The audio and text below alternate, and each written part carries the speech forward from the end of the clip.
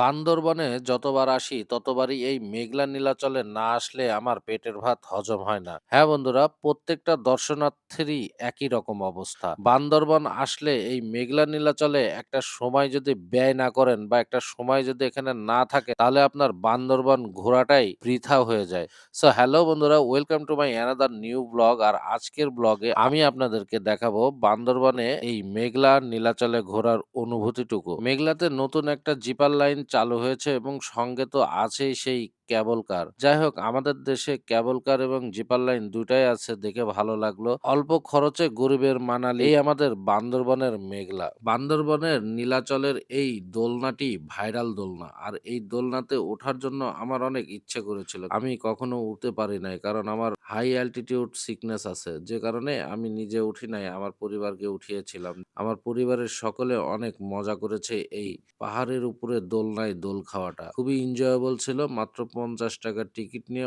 অনেকক্ষণ লাইনে দাঁড়িয়ে এই দোলনাটি উপভোগ করা গেল। তার আগে একটি কথা না বললেই নয়, দিন দিন বান্দরবনে চাঁদের গাড়ির যে পরিমাণ চাহিদা বাড়ছে, সেই পরিমাণ চাঁদের গাড়ি নাই। কারণ অনেক দর্শনার্থী ঢাকা থেকে এসে বসে আছে, তারা চাঁদের গাড়ি পাচ্ছে না। আমি নিজেও চাঁদের গাড়ি পেয়েছি বেলা ১টার পরে। সারাদিন অপেক্ষা করার পরেও চাঁদের গাড়ি আমি পাইনি। কোনরকম মামাকে ধরে খুব রিকোয়েস্ট করে ২ টা চাঁদের গাড়িতে আমরা প্রায় ৩৬ জন মানুষ গিয়েছিলাম। আরেকটি কথা না বললেই নয়, বান্দরবনের চিম্বুক পাহাড়ের এই জায়গাটি এত সুন্দর লাগে। এই চিম্বুক পাহাড় কিন্তু আপনারা কেউ মিস করবেন না। এখানে ৳৩০ টাকার বিনিময়ে আপনি এত সুন্দর একটা ভিউ পাবেন, যা কখনো কল্পনাও করতে পারবেন না। আপনার কল্পনার সৌন্দর্যকে হার মানাবে। প্রিয় বন্ধুরা, নীলগিরির হেলিপ্যাডে এসে আমরা অনেক মজা করেছি। হ্যাঁ বন্ধুরা, নীলগিরির হেলিপ্যাডে এসে পরিবার, পরিজন, বন্ধু-বান্ধব এবং আমার ট্রাভেলার বন্ধুদের নিয়ে অনেক মজা করেছি এবং সবাই খুব এনজয় করছিলাম। একটি বিকেলবেলা নীলগিরিতে বিকেলবেলা অনেক ভালো লাগে। হ্যাঁ বন্ধুরা, এই ভিডিওটি আজকে এই পর্যন্তই। আমার এই ভিডিওটি যদি আপনাদের ভালো লাগে, অবশ্যই লাইক, কমেন্ট, শেয়ার করে দেবেন। পরবর্তী ভিডিওতে দেখা হচ্ছে নতুন কোনো ভিডিওতে, নতুন কোনো জায়গায়, নতুন কোনো অভিজ্ঞতা নিয়ে। সে পর্যন্ত ভালো থাকবেন।